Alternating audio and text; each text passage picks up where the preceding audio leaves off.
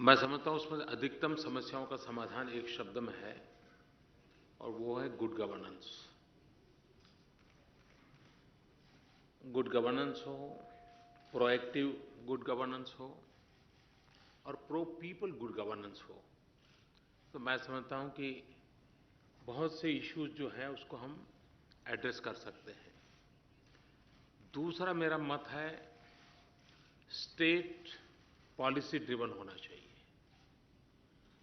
अगर state policy driven है तो दुनिया के किसी भी कोने में कोई भी व्यक्ति इन्वेस्ट करना चाहता हो या उस देश के साथ कोई भी व्यापारिक संबंध बनाना चाहता हो तो खुद निर्णय कर सकता है कि भाई यहाँ ये पॉलिसी मेरे अनुकूल है या प्रतिकूल है।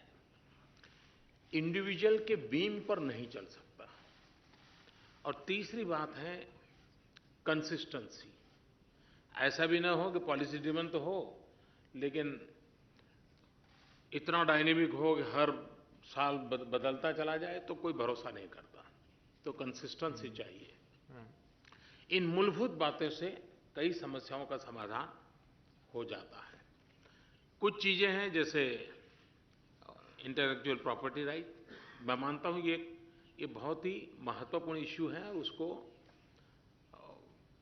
दुनिया के सभी लोगों ने मिलकर के उसकी समस्या का समाधान करना पड़ेगा। कि जिस प्रकार के आज टेक्नोलॉजी का इतना इन्फ्लुएंस है, अब मूवी है, वहाँ आईपीआर को प्रोटेक्ट करना है तो साइबर सिक्योरिटी की मदद लगेगी। एक बुरी अलग स्थिति बन चुकी है और इसलिए मैं मानता हूँ कि और हमने एक जॉइंट फोरम बनाया है, जॉइंट वर्किंग ग्रुप बनाया है यूएस इंडिया का। वो उसकी डिटेल वर्कआउट करते हैं। जैसे जो भी सुझाव आएंगे हम करने को तैयार हैं। भारत में सर्विस सेक्टर के लिए बहुत संभावनाएं पड़ी हैं। टूरिज्म एक अनटैप्ड क्षेत्र है और जैसा अभी बताया गया कि भाई गुजराती लोग इतनी बड़ी मात्रा में होटल मोटेल एंड पटेल इतने फेमस हैं तो यहाँ पर भी तो कुछ होना चाहिए। मैं मानता हूँ कि एक ऐसा सेक्टर है जिसमें हमें इंफ्रास्ट्रक्चर पर बल देना है और 70-80 अगर परमिशन लेनी है तो मैं समझ सकता हूँ कि मैं भी शायद हिम्मत नहीं करूँगा। तो अभी हमने एक इनिशिएटिव लिया है ईज ऑफ डूइंग बिजनेस। इसमें इन सारी चीज़ों को हमने लिया है कि ये कागजी कार्रवाई कम हो, डिजिटल ऑनलाइन सिस्टम हो जाए और एक ही प्रकार के डॉक्यूमेंट हर एक को अवेलेबल हो। ये सारी चीज़ों को हमने किया और मैं समझता हूँ हम इसमें बहुत सफलतापूर्वक धीरे धीरे परिणाम ले आएंगे, मुझे विश्वास है।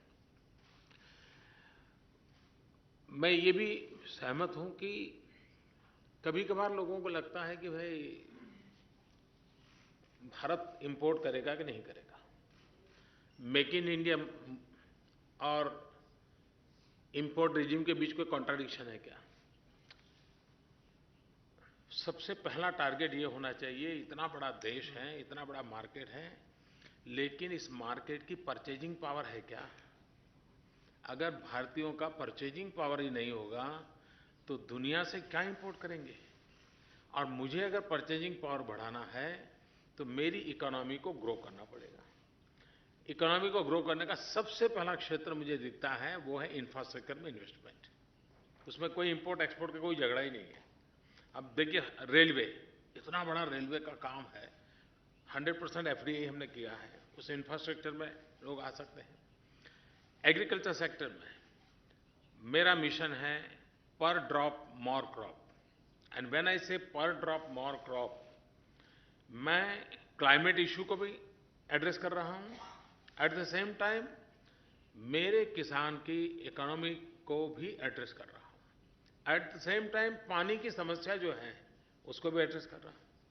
लेकिन उसके लिए मुझे इंफ्रास्ट्रक्चर चाहिए, रिवर ग्रिड का काम है, कैनाल नेटवर्क है, एग्रो इंफ्रास्ट्रक्चर की बहुत बड़ी आवश्यकता है। आज भारत एग्रीकल्चर सेक्टर में सरप्लस है। दुनिया के बहुत से देश हैं कि जिनके लिए एग्रीकल्चर सेक्टर बहुत महंगा है, उनके लिए इंपोर्ट करना सरल है। अगर हम भारत के अंदर एग्रीकल्चर सेक्टर में मैकेनाइज करने की दिशा में हम कंट्रीब्यूट करते हैं, हम एग्रो प्रोडक्ट को वैल्यू एडिशन में अगर इंटरेस्ट लेते हैं ग्लोबल मार्केट की संभावनाएं पड़ी हुई हैं और मैं मानता हूं उन देशों को एग्रीकल्चर सेक्टर महंगा पड़ता है, जबकि ये सस्ता हो सकता है। तो एक प्रकार से विन विन सिचुएशन से हम आगे बढ़ सकते हैं।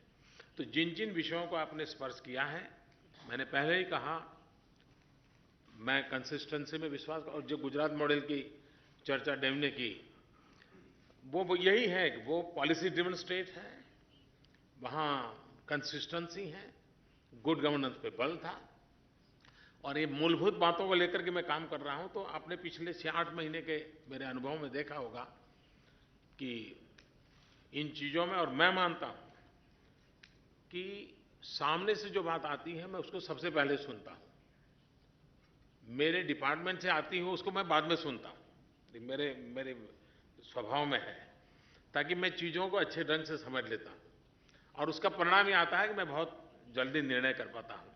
तो मैं आपको विश्वास दिलाता हूं कि भारत अपार संभावनाओं से भरा हुआ है, हमारे पास टैलेंट है, स्कोप भी है, स्किल डेवलपमेंट पे मेरा भरोसा है, लेकिन सिर्फ स्किल डेवलपमेंट से काम होने वाला नहीं है। जिस स्पर्धा में आज हम हैं और जिनके साथ हमारी सबसे ज्यादा स्पर्धा है, मुझे 3 बातों पर मेरा बल है: स्किल, स्केल एंड स्पीड। मैं स्किल पर बल देना चाहता हूं, मैं स्केल बहुत बड़ा करना चाहता हूं, मैं स्पीड और गति से जाना चाहता हूं, और जो आपकी अपेक्षाओं के अनुसार मैच करेगी। मैं फिर एक बार आप सबका स्वागत करता हूं, और ये सीईओ फोरम, जैसे शुरू में कहा गया कि मैं बार-बार सुना जाए, मैं हमेशा अवेलेबल हूं, या मोस्ट वेलकम, मैं आपको सुनूंगा।